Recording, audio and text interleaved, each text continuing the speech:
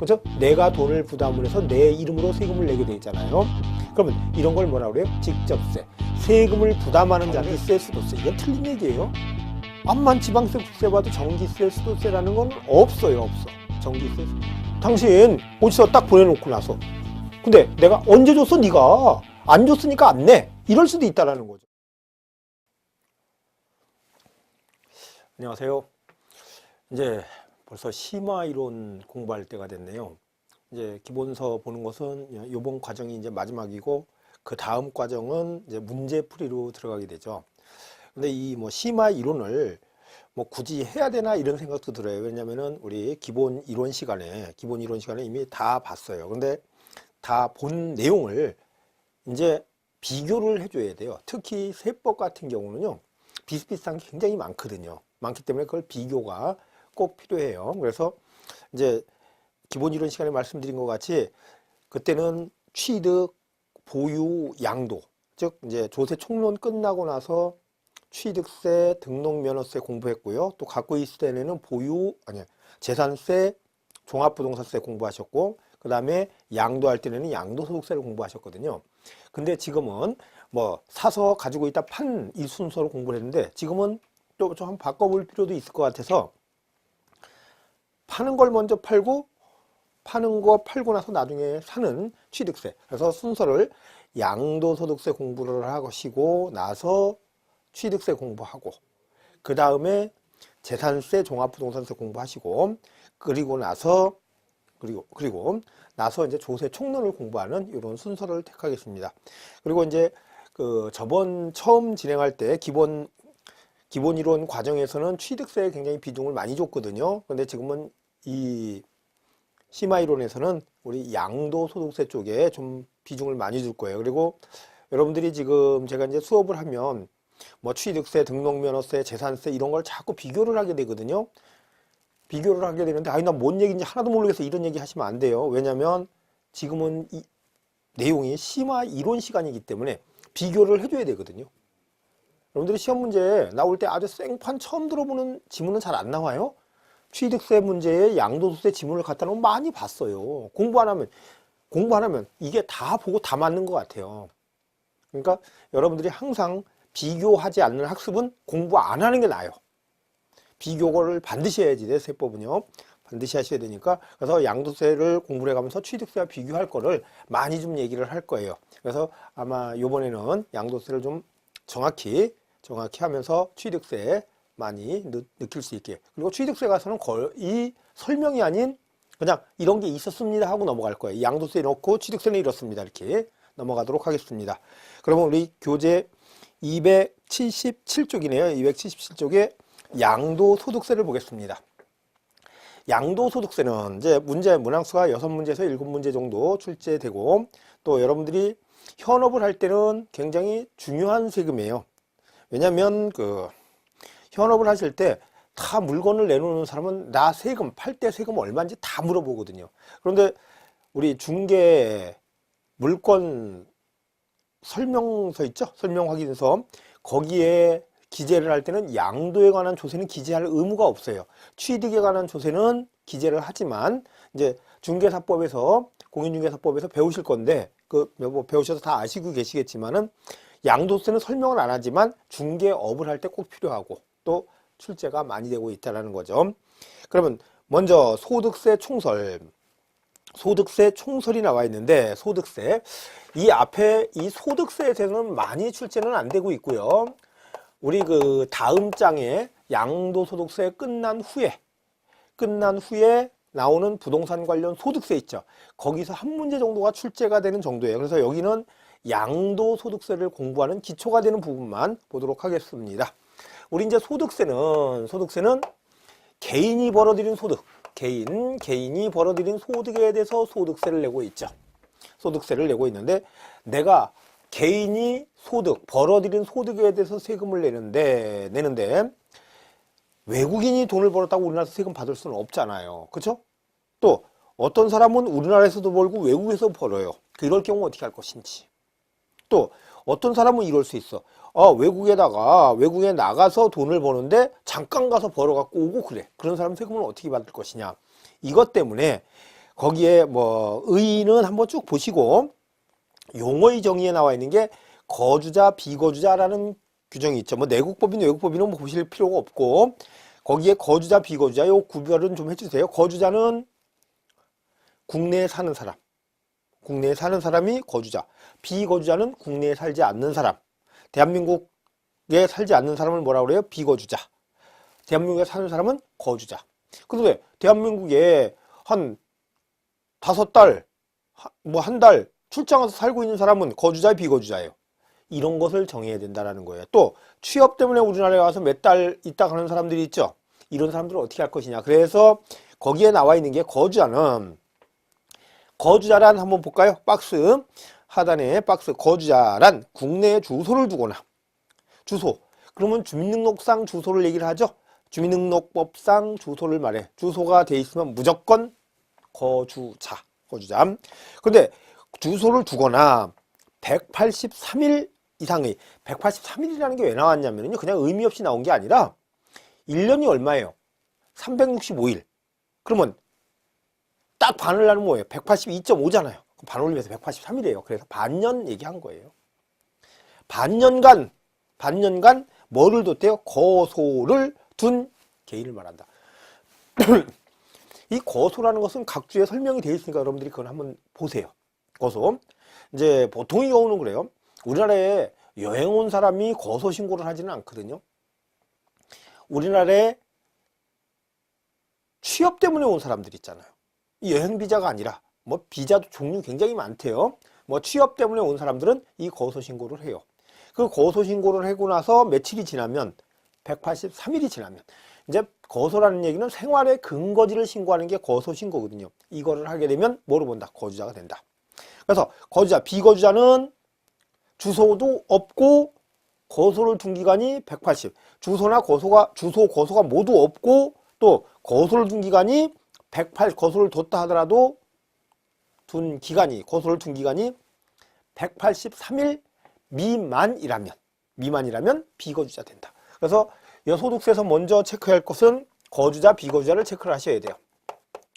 거주자, 비거주자. 이 거주자, 비거주자를 구별하는 이유는 하나 더 있어요. 뭐가 있는가 보면요. 대한민국 사람들이 외국에 부동산을 사는 경우가 많거든요. 부동산을 샀다 팔아요. 나니 남았어요. 남아서 벌었으면 양도세를 낼 것인지 그게 중요하다는 거예요. 그러면 우리나라의 부동산을 샀다 팔았다면 당연히 세금을 내야 되겠죠.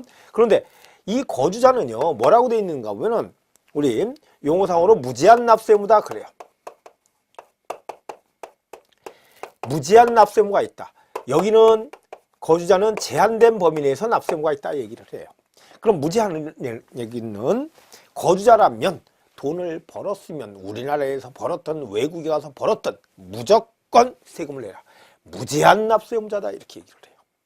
그런데 비거주자는 우리 뭐 이제 돈 많이 버는 사람 많죠. 그렇죠? 뭐 알리바바, 마윈 이런 버는 사람들 진짜 많죠. 그 사람들은 우리나라에 세금 내나요, 안 내나요? 안 내죠. 왜? 비거주자니까. 우리가 봤을 때 그 사람은 우리나라하고 관계없는 자죠. 그럼 비거주자예요. 그러면 그런 사람도 제한된 범위 내에서 납세금을 치고 있어요. 뭔가 보면요. 그 사람이 개인이 우리나라에 와서 어떤 투자를 해서 돈을 개인으로 법인으로 안 하고 개인으로 돈을 투자했다 벌 수도 있죠. 이럴 때는 뭐를 진다? 납세입니다. 요 제한된 범위라는 얘기는 국내에서 발생하는 소득에 대해서만 납세를 진다. 그래서 비거주자는 국내 원천 소득에 대해서만 납세가 있다. 그러면 다시 바꿔서 부동산을 샀다 팔아요. 부동산을 샀다 파는데 외국인이 우리나라에 부동산을 샀다 팔 수 있을까요? 그러면은요. 우리나라에서 발생하는 소득이잖아요. 암만 비거주자를 하더라도 세금 내야 된다는 거. 양도세 받아요, 당연히. 외국인이 우리나라에 부동산 샀다 파는 거 있잖아요. 우리 그 론스타 이런 거 있잖아요. 그런 법인세를 내야 되는데 그거를 내느냐 안 내느냐. 안 받는다고 법에는 만들어 놨으면 안 받아야 되잖아요. 그렇죠? 근데 이거는 개인 내는 소득세는 비거주자는 뭐예요? 제한된, 즉 우리나라에서. 그래서 거주자는 여러분이나 저 같은 경우는 우리나라에 있는 부동산 샀다 팔면 당연히 세금 내죠. 그런데 국외에 있는 것도 샀다 팔았다 하면 뭐를 낸다? 세금을 낸다. 그래서 뭐라고 그래요? 무제한 납세무. 국내외 모든 소득에 세낸다. 그런데 이제 우리 양도세 거기에서 나오지만 국외에 주소를 둔 경우에는, 국외에 주소를 뒀다가, 즉 비거주자인 상태에서 팔았다면, 외국 거를 팔았다면요, 납세무가 없어요. 왜? 우리나라 게 아니니까. 외국에 있는 대한민국 국적을 가진 자가 외국에 나가 있어요. 비거주자의 주소가 없어요, 지금.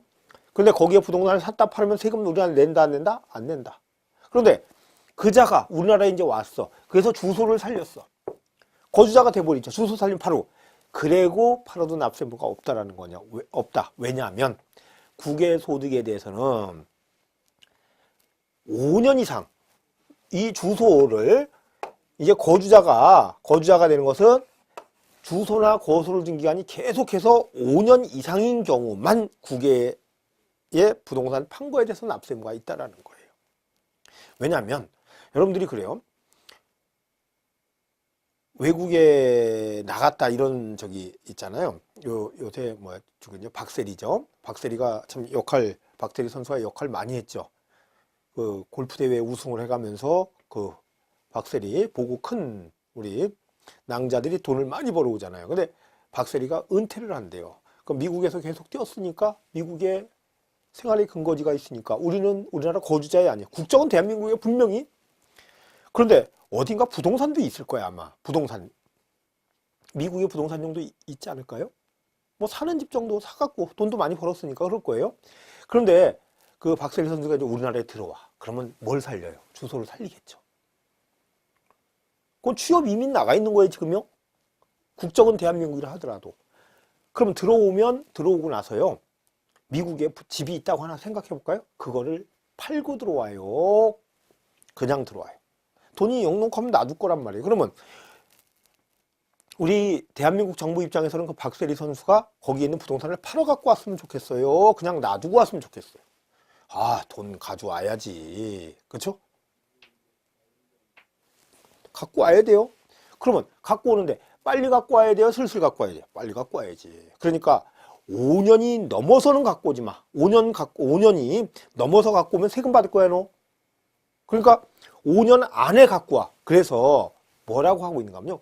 국외의 자산을 팔았을 때는 우리나라의 주소나 거소를 둔 기간이 5년 이상인 거주자만 납세금을 친다는 거예요. 그러면 박세리 선수가 우리나라에 들어왔어요.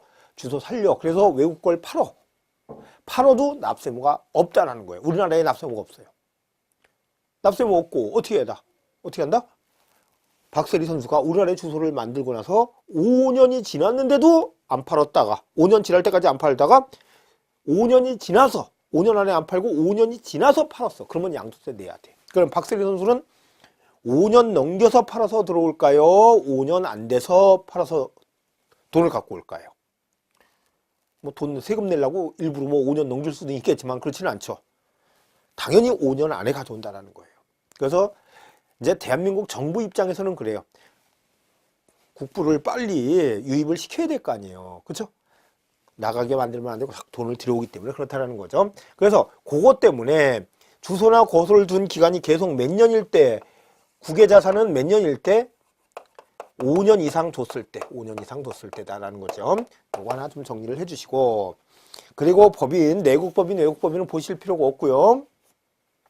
거기에 주소와 거소의 판정 나와 있죠. 그걸 한번 쭉 보시고, 그 다음에 이 소득은요, 소득은 이제 구분이 있는데 돈 버는 방법은 여러 가지죠. 아주 여러 가지 방법이 있는데, 거기에 소득이 구분이 돼 있죠. 소득은 우리 이제 법이 소득세법이 있어요. 소득세법.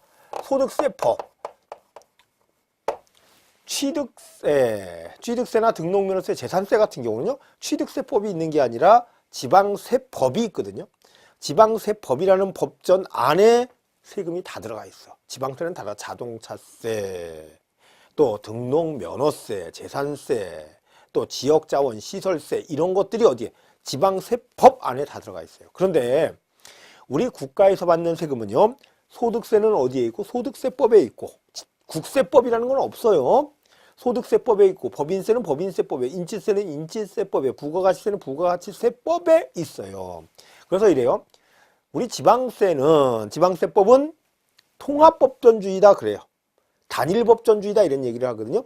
왜냐하면 법전 하나에 모든 세금이 다 들어가 있으니까. 그런데 국세는 어떤가 보면요, 국세는 특성이 강하다 보니까 개별 세금마다 전부 다 법이 있다는 거예요. 그래서 소득세는 무슨 법이 있고 소득세법이 있고, 법인세는 무슨 법이 있고 법인세법이 있고. 그런데 단 이런 건 있어. 그 상속세법, 증여세법이 아니라 무상으로 받는다는 점에서 공통점이기 때문에 상속세 및 증여세법이 있다는 거예요. 그런 하나의 법에 세금이 몇 가지, 상속세도 있고 증여세도 있잖아요. 그렇게 돼 있고, 국세는 원칙적으로 하나의 법전에 하나의 세금이 있다, 그렇게 보시는데, 그러면 이 소득은요, 소득은 종합소득, 퇴직소득, 양도소득이 있다네요. 종합소득 또 퇴직소득 또 양도소득이 있대요. 우리 나중에 이제 소득세를 신고를 할 때는요, 종합소득세, 퇴직소득세, 양도소득세, 개인이 어떤 방법으로 돈을 벌었다면 세금 내는 게 종합소득세, 퇴직소득세, 양도세. 뭐 퇴직소득은 뭔지 아시겠죠? 퇴직금 받으면 내는 세금. 근데 양도소득은요, 뭔가를 뭐 해야 돼? 팔아서 내는 세금이라는 얘기죠. 팔아서 내는. 근데 여기에 다 뭐예요? 소득.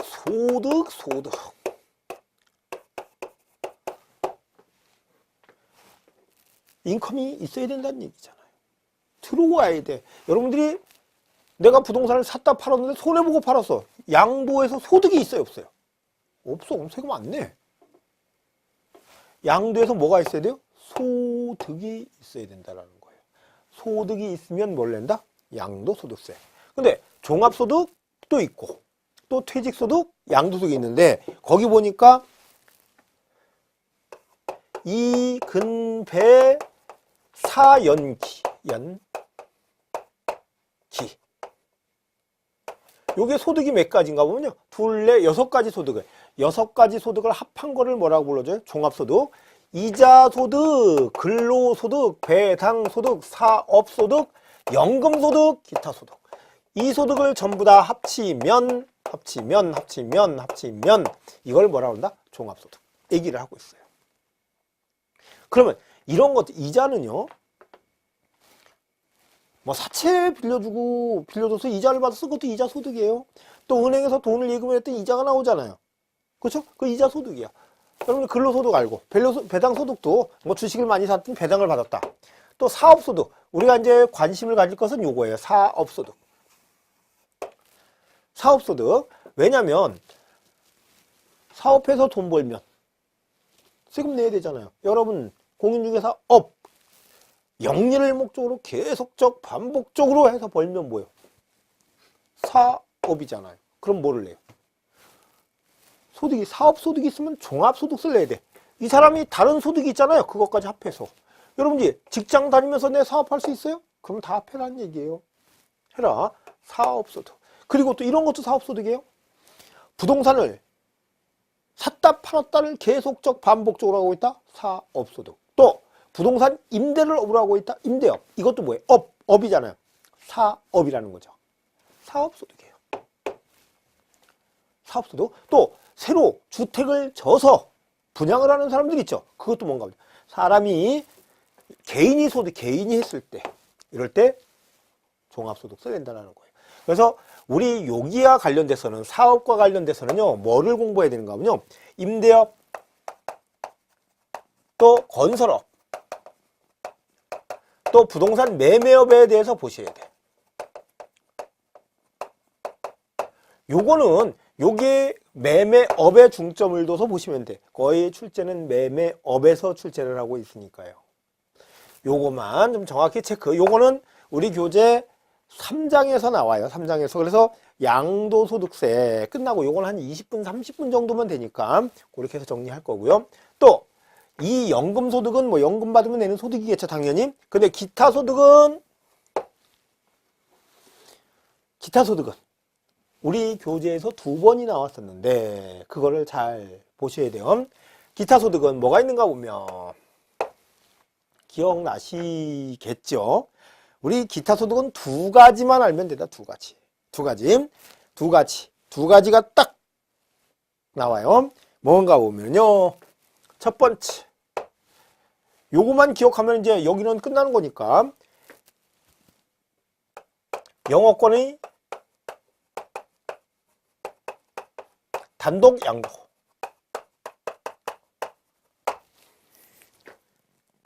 또 지상권, 또 지역권, 대여로 인한 소득,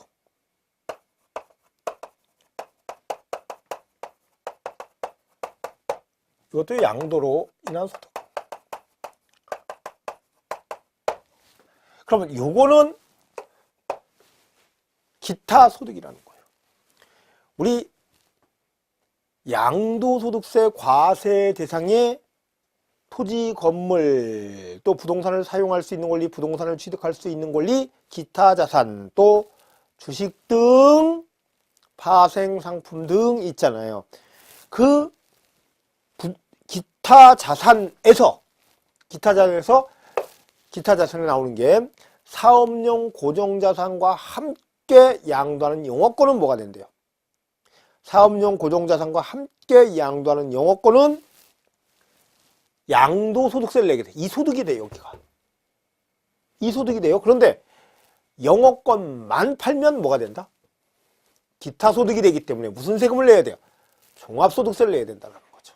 또 지상권, 지역권이 대여로 인한 소득.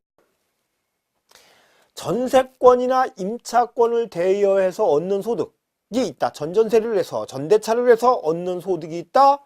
이렇다면 뭐가 되는가 하면요, 사업소득이 돼. 왜? 임대업이 되기 때문에요. 그런데 지상권이나 지역권을 대여해서 얻는 소득이 있다면 이것은 무슨 소득이다? 기타 소득. 그러면 여러분들은 있잖아요, 요거와 요거는 구별을 해주셔야, 기억을 해주셔야 되는데, 이거는 어디는 그런데 양도소득에서는 영업권만 단독이 아니라 영업권과 뭐를 함께 팔았을 때, 사업용 고정자산을 함께 팔았을 때는 무슨 소득이 된다? 양도소득이 된다라는 거예요. 이걸 단독으로 팔았을 때만 뭐다? 기타 소득이다. 지상권, 지역권이 대여로 인한 소득은 임대업에 해당하는 사업소득이 아니고 무슨 소득이다? 기타 소득이라는 거죠. 이렇게 그 구별을 해주시고, 그러면은요, 여러분들이 이제 이거예요. 우리 소득은 이래요. 1월 1일부터 12월 31일까지 버는 소득. 그리고 우리 연말정산 많잖아요. 1년치 1월달 월급부터 12월달까지 월급 받은 거, 이것을 해서 내니까 연말에 정산을 한다는 거예요. 그때 월급 받을 때마다 세금 다 띄고 내잖아요. 근데 그게 1년을 합해서 계산해야 돼. 지금은 대충 받지만은 1년치를 합해서 너 교육비도 얼마 썼지? 또 의료비도 얼마 썼지? 이런 것도 다 공제를 해야 돼요. 그러고 나서 세금을 부과해야 되기 때문에 연말정산은 12월이 지난 다음에 할 수 있다는 거예요. 그렇죠? 그러면 1월 1일부터 12월 31일까지를 뭐라고 불러주겠다? 과세기간. 세금을 과세하는 기간. 제가 열심히 오늘 수업을 해서 돈을 벌어도 세금 안 내요. 이 세금, 제가 버는 세금, 저희도 사업소득이 되거든요. 이 사업소득이 되면 이 소득 1년치하고, 제가 직장 다니면 직장, 또 이자 받은 게 있다면 그 소득을 전부 다 뭐 해라? 합해서 세금을 내라는 거예요. 내라 하고 있다. 그런데 여기에 이 종합소득과 퇴직소득, 양도소득을 왜 이렇게 나누는가 보면, 이건 대부분이 1월 1일부터 12월 30일 사이에 벌어진 거야. 계속 버는 거잖아요. 근데 양도소득 같은 경우는요, 올해 1년치만 퇴직금이 아니고, 퇴직금은 어때요? 퇴직금은 어떤 사람은 20년 장기 근속을 해서 퇴직금을 왕창 몇 억을 받는 사람도 있을 거예요. 그렇죠? 이런 사람은 무슨 소득이에요? 그것도 퇴직소득이잖아요. 근데 2년 있다가 받는 소득도 있을 거야. 퇴직금 받는 경우도 있을 거야. 그러면 만약에 오래 갖고 있는 사람이 받잖아요. 그러면 그거를 올해 퇴직금만 5억을 받았어. 어우, 너 너무 많이 벌었다. 세금 많이 내야지. 근데 이게 몇 년간 누적된 소득이에요? 장기간 누적된 소득이잖아요. 또 양도세 지금 팔았으니까 남는 돈이 5억이래. 많이 남았어요? 별로 안 남았는데 6.25 때 샀대. 그러면 많이 남았나요? 안 남았어요. 그러니까 이런 소득과 이런 소득은요, 여기 소득과는 질적으로 틀리다. 이건 어때요? 장기간 누적된 거야. 내 직장 꾸준히 진짜 20년 다녀서 지금 이번에 퇴직금 받는 거야. 그럼 20년간 누적된 소득이 퇴직을 통해서, 또 이것도 마찬가지. 부동산을 30년을 갖고 있다 팔어. 그러면 30년간 조금씩 올라갔고 발생한 소득이 양도소득이잖아. 요 소득은요, 여기다가 합해서 과세하면 안 된다라는 거예요. 따로 떨어뜨려서 과세를 해줘야 돼. 왜? 이유가 있잖아요, 다. 그렇죠? 이유가 있어요. 그래서 이 퇴직소득이나 양도소득은 장기간 누적된 소득이기 때문에 이 종합소득과 합산하지 않고 어떻게 하는가? 이것 따로 계산, 이것 따로 계산, 이것 따로 계산. 완전히 따로 국밥이다라는 거예요. 그래서 이것을 뭐라고 불러주는가 보면요, 우리 소득세는 분류과세한다 그래요. 학문상 용어를 이렇게 하고 있어. 분류과세 하고 있다. 분류과세를 한다. 분류과세. 떨어뜨려서 이 소득과 이 소득, 이 소득. 그러면 따로 국밥이라고 그랬죠. 완전히 따로따로. 양도소득세 세금 신고할 때는 종합소득이 있든지 퇴직소득이 있든지 신경 쓸 거 없어. 어차피 떨어뜨려서 하기로 했으니까. 그렇죠? 이거 할 때도, 이거 계산할 때도 나 작년 올해 몇 개를 팔았는데 신경 쓸 거 없다. 파는 거대로 하고, 이거는 이거대로 하고, 나는 이거 하겠다. 이걸 뭐라 그래요? 분류과세. 분류과세라고 얘기를 하고 있어요. 그리고 여기에 이제 종합소득이라든지 이런 소득, 또 양도소득도요. 1년에 2번, 3번의 양도소득이 생길 수도 있거든요. 갖고 있던 부동산이 몇 개 있었는데 올해 한 3개 처분했어. 이럴 수 있잖아요. 이럴 때도 어떻게 하는가 하면 기간은 이렇게 돼요. 1월 2일부터 12월 31일.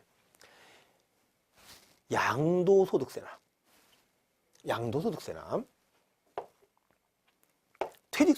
퇴직도 1년에 2번 할 수 있을까요?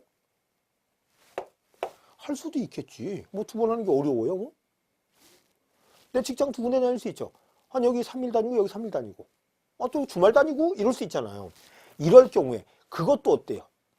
퇴직을 나중에 한꺼번에 할 수 있잖아요. 그때도 1년치를 뭐 해야 된다? 합해야 돼요. 그래서 여러분들이 이제 탈세가 아니라 절세하는 것은 어떻게 하는가요? 1년에 2개를 팔면은 세금이 더 많아져요. 그게 뭐냐면 세금은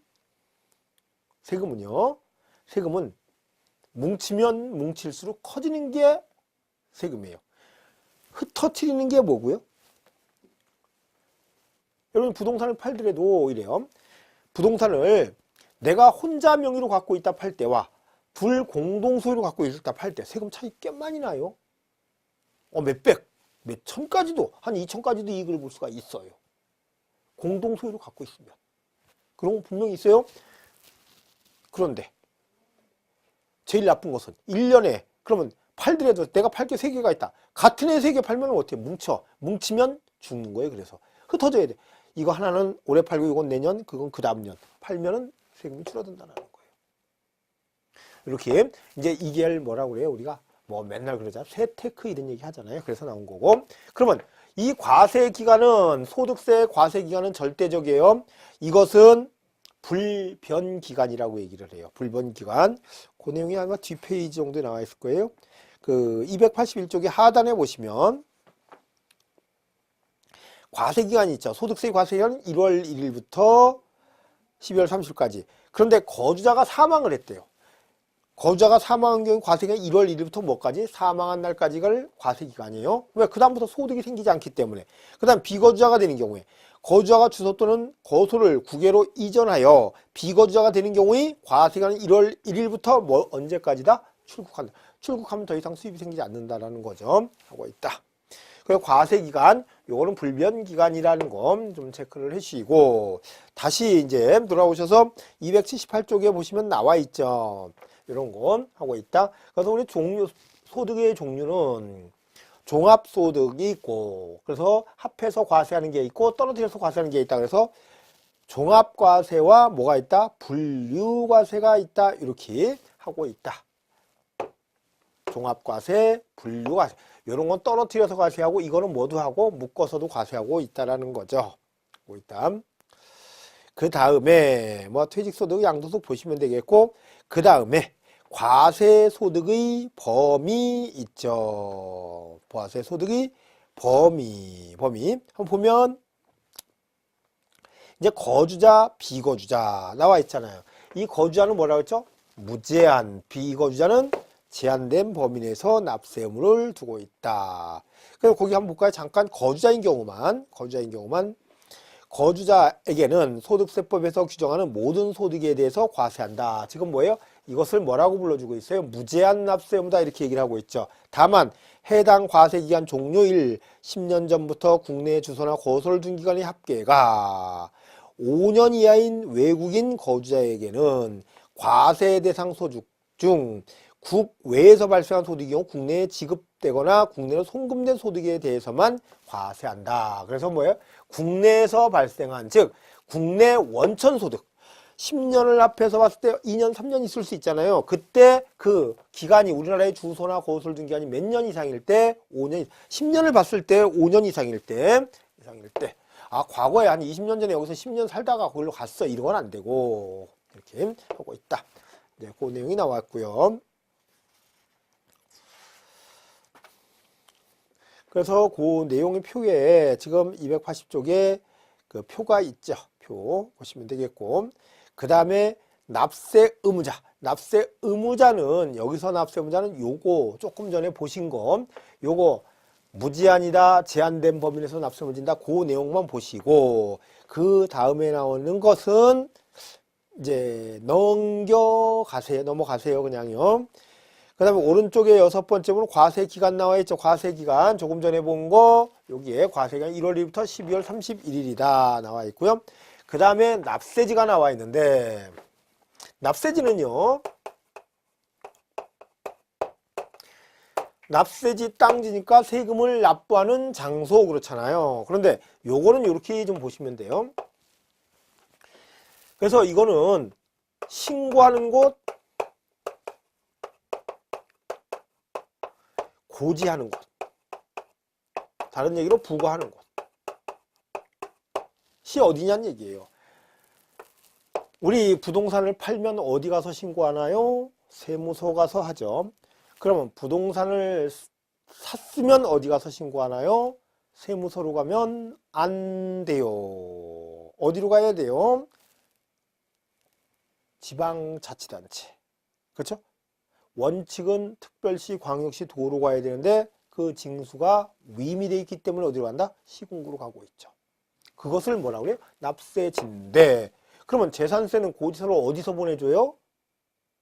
물건이 있는 소재지에서 고지를 하고 있다. 그러면 신고하는 곳이 어딘가 보면은요, 고지하는 것이 어딘가 보면은 우리 신고하는 건 뭐가 있어요? 취득세, 등록면허세, 양도세. 우리가 배우는 세금을 보는 거예요. 고지서를 보내주는 것은 뭐가 있고요? 재산세, 또 종합부동산세가 있다. 종합부동산세 같은 경우는 원칙은 고지서를 보내주는 거지만 납세 의무자, 즉 종부세를 낼 자가 원한다면 뭘로도 할 수 있다? 신고 납부할 수도 있다는 거죠. 그러면 납세지는 이거예요. 신고하는 곳 어디다? 취득세 어디다 신고한다? 등록면허세 어디다 신고한다? 양도세 어디다 한다? 여러분이 가끔가다 발생하는, 이거 규칙적으로 생기는 거죠. 매년 한 번씩 받으니까 재산세, 종합부동산세는 과세권자가 다 알아. 너 뭐 갖고 있는지 다 알아. 지금 대한민국 정부에서 여러분이 갖고 있는 차 몇 년식이고 그거 다 아나요? 다 알죠? 여러분이 갖고 있는 부동산 다 파악돼야 안 돼요? 당연히 되죠? 그냥 기다려. 고지서 보내줄게. 그렇죠? 그럼 어디서 고지서를 보내주냐고요? 재산세. 그러면 요거는요, 지금 신고하는 조세는 취득세, 등록면허세, 양도세. 이거는 누가 샀는지 누가 팔았는지 금방 파악이 안 되죠. 그렇죠? 안 돼. 안 되는데 이것은 어때요? 양도세, 아니 재산세나 종합부동산세는 뭐예요? 금방 파악이 되죠. 누가 어느 부동산 갖고 있는지 다 파악이 된다는 거예요. 그래서 우리 취득세, 등록세 같은 경우 양도세는 뭘로 해라? 납세 의무자가. 그래서 요거는 어떻게 되는 거냐? 납세 의무자가 누구를 찾아간다고요? 과세권자. 세금을 받는 자한테 찾아가서 나 세금 얼마 내겠습니다 신고하는 거예요. 그런데 재산세나 종합부동산세는 어때? 납세 의무자가 가만히 있어. 그러면 과세권자가 고지서를 납세 의무자한테 보내주고 있어. 거꾸로요. 근데 이거는 어디서 보내주는지, 또 이것은 어디다가 납세 의무자가 신고를 해야 되는데 과세권자한테 과서 신고를 해야 되죠. 이거는 과세권자가 납세 의무자한테 고지서만 갖다 준다는 거예요. 그래서 이제 요렇게 되는데, 이렇게 이제 재산세, 종합부동산세는 과세권자가 그대로 납세 의무자가 고지서를 주는 거예요. 근데 이거는 취득세, 등록세, 양도세는 납세 의무자가 과세권자한테 가서 뭐예요? 신고. 화살표가 틀리잖아요. 지금요. 틀려요. 그런데 이런 것들은 어디다 신고하는가 봤더니요. 이거의 공통점은 뭔가요? 이거의 공통점은 또 뭘까요? 지방세와 국세라는 거예요. 이 지방세는 뭐라고 하는가 보요. 물건 소재지, 시군구 그래요. 물건 소재지. 그런데 이것은요 뭐라고 하는가 보요. 주소지, 관할 세무서.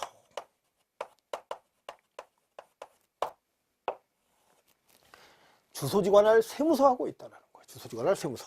그러면 이거는 뭐예요? 국세니까 당연히 뭐가 되고 세무서가 되고, 이거는 지방세니까 뭐가 되고 시군구가 되는 거죠. 하고 있다. 여러분이 이제 납세지는 전부 다 보신 거예요. 그래서 왜 그런가 보면요.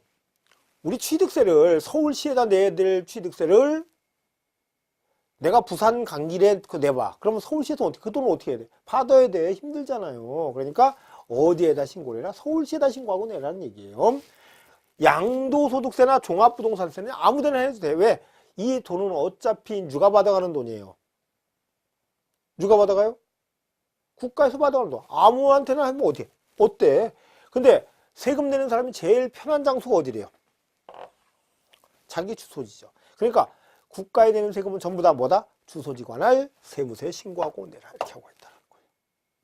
납세지 전부 다 끝났네요. 납세지 보시고, 거기에 거주자, 비거주자를 보시고, 그럼 양도소득세는 어디에다 신고하고 납부를 해야 돼요? 주소가 없을 때는 거소지, 주소, 고소가 모두 없을 때는 물건 소재지를 관할하는 지방 세무서가 되겠죠. 이렇게 그 내용이고, 요렇게까지만 보세요. 납세지 그 뒤 밑에 뭐 원천 징수 또 상속세 등의 납세지, 이거는 뭐 이렇게 보지 말자고요. 이렇게 어려운 건 내면은 또 어떻게 맞힐 방법이 없어요. 이렇게 하고 있다.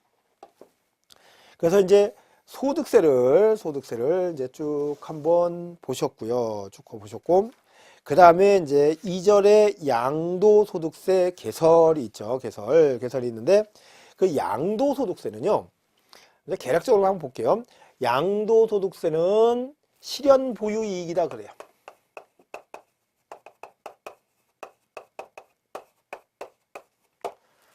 보유한 이익이 뭐가 됐다는 거예요? 실현이 됐다면 그때 양도세를 낸다는 거예요. 그러면 미실현, 이 양도세는 그러네요. 제가 가만히 보니까요, 지금 경기가 나쁘다 소리를 굉장히 많이 하고 있죠. 그렇죠. 경기가 나쁜 원인 중에서 하나를 재판단해서 꽂으라면 아파트 분양을 너무 많이 했다라는 거예요. 분양을 너무 많이 했어요. 그럼 분양을 너무 많이 하면 어떤 생각이 있냐면, 앞으로 중도금 잔금 내야지 돼. 그러면 어때요? 소비를 줄일 수밖에 없죠. 그렇죠? 소비를 줄이면 어때? 돈이 묶여버리잖아요. 그렇죠? 소비를 줄이면 공장 생산은 못해. 그렇죠? 생산 못하면 어떻게 돼요? 직원들 급여 못 줘. 그 직원들 돈 못 써. 제조업은 더 안 되는 거예요, 이게. 그래서 우리 이제 경기 부양을 위해서 지금 아주 별수를 다 하죠. 그래서 공공사업 같은 거 해야 돼요. 근데 그런 거를 해야지만 어때요? 여러분이 돈을 많이 벌면 어때요? 많이 쓰죠. 그죠? 근데 부동산이 올라가면은요, 올리면 좋아요. 왜 그러냐면은 여러분들이 내가 집이 5억 있었는데 이번에 2억이 올랐어요. 한 1년 사이에 7억이 됐어. 얼마나 뿌듯해. 내 2억을 더 벌려면 내가 얼마나 고생을 해야 되는데. 야, 2억이 올라 기분 부자 됐어요. 내가 그래도 집이 7억짜리인데 내가 아반떼 차나 끌고 다니면 되겠어. 그래도 그랜저는 끌어야지. 이 생각, 냉장고도 하나 바꿀까? 이참에. 이렇게 된다는 거죠. 그리고 냉장고를 만들어서 파는 사람한테 많이 팔리잖아요. 그럼 회사 수입이 있어. 그럼 그 회사는 어때? 돈 투자하고. 그죠? 우리 동맥경화, 돈맥경화 이런 말이냐. 한 군데 풀리면 계속 쫙쫙 잘 풀리는데. 그런데 지금요, 내가 5억짜리가 7억짜리 됐다는 얘기는 실현이 되지 않은 이익이죠. 실현이 되지 않은 이익에 대해서는 낼 필요가 없죠, 세금을. 실현된, 팔아서 진짜로 2억 남았어. 5억에 샀다가 2억 남았어. 그러면 세금 내라는 거예요. 이게 뭐예요? 실현 보유 이익이에요. 실현 보유 이익. 실현 보유 이익이다. 실현 보유 이익. 실현 보유 이익에 대해서만 과세를 하겠다. 그런데 취득세 같은 경우는 내가 취득이라는 행위를 하게 되면 앞으로 돈이 되든지 안 되든지 무조건 뭐를 내라? 세금을 내라는 얘기죠. 세금을 내라. 그러면 지금 여태까지 그 소득세 개설에 이어서 또 양도소득세 개설의 의의 한번 좀 보셨는데, 거기에서 나오는 게 하나 이제 이래요. 개인은 소득세를 내고 법인은 뭐를 낸다? 법인세를 낸다. 이런 얘기가 있고 그 다음 페이지를 보시면은 이제 이 양도소득세 성격이 나와 있어요. 양도세 성격이 나와 있는데, 거기를 한번 보시면은요, 국세대요. 양도소득세, 소득세니까 당연히 뭐예요? 국세죠. 그리고 보통세, 세금, 이런 세금들을 받아서 뭐 하겠다? 국가의 일반 살림살이 하겠다? 보통세라고 얘기를 하고, 분류과세네요. 여기 분류과세. 양도소득세는 다른 소득하고 신경 쓴다, 안 쓴다? 안 쓴다. 그래서 거기 한번 잠깐 읽어볼게요. 양도소득세는 장기간에 걸친 소득이 일시에 실현되는 것이므로 결집 효과를 완화하기 위하여 한꺼번에 20년, 30년 된 게 한꺼번에 소득이 하면, 그쵸? 결집이 돼 있죠? 이런 것을 완화하기 위하여 종합소득으로 과세하지 않고 양도소득으로 분류하여 과세한다. 그래서 이거는요, 오래 갖고 있는 사람은 세율도 떨어지고 또 장기보유 특별공제 해주고 하고 있다는 거죠. 그 다음에 네 번째, 개인별 과세. 세테크라는 얘기는 부동산을 갖고 있을 때도 공동으로 소유하다 팔면 세금이 많이 줄어든다고 그랬죠. 왜냐하면 그게 뭐예요? 개인별로 과세하기 때문에. 2억이 남았어요. 여러분 세금을 이렇게 계산하면 돼. 2억이 한 사람이 남았다면 세금을 2천만 원을 낸다면 2천만 원을 내. 근데 2억을 한 사람이 갖고 있었어. 이거는 한 사람이. 근데 이거는 한 사람이 갖고 있었어. 그러면 이 사람도 1억 버는 거죠. 이 사람도 1억 버는 거죠. 그러면 이 사람 세금은 500만 원 내는 게 이게 세법이라고요. 왜냐하면 2억을 번 사람이 2천만 원을 내면은 1억 버는 사람은 얼마를 내요? 1,000만 원 내죠. 그보다 조금 내야 돼. 500만 원만 내. 그러면 만약에 이게 부부였다고 쳐봐요. 그러면 얼마만 내면 돼요? 1,000만 원만 내면 돼. 혼자 갖고 있다 잘난 척하고 지 앞으로만 등기해놨다가 팔면 얼마를 내야 되고? 2천만 원 내야 되고. 부부간에 공동으로 이렇게 사 있다가 팔았으면은 500만 원, 1,000만 원만 내면 된다는 거예요. 이렇게 하고 있다. 이게 무슨 과세라고요? 개인별 과세. 개인별 과세를 다른 얘기로 소유자별 과세 이렇게 얘기를 해요. 소유자별 과세. 그 다음에 열거주의 과세. 우리 뭐 조금 이따 보시겠지만은 소득세법에 써 있는 거에 대해서만 과세를 해요. 써 있지 않으면 과세를 하지 않아요. 써 있는 거에서 열거주의 과세. 그리고 당연히 내가 팔았는지 잘 모르니까 뭐를 해라? 신고하고 납부를 해라. 납부를 해라.